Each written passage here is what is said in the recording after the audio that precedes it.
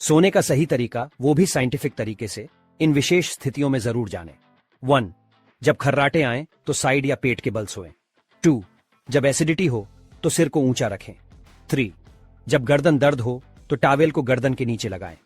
4. जब कंधे में दर्द हो तो ऊंचा तकिया लगाएं। 5. जब पीठ दर्द हो तो घुटनों के नीचे तकिया रखें। 6. जब पैरों में ऐंठन हो तो सोने से पहले पैरों में ऐंठन वाली जगह पर मसाज करें, इससे फायदा मिलेगा और ऐंठन दूर होगी।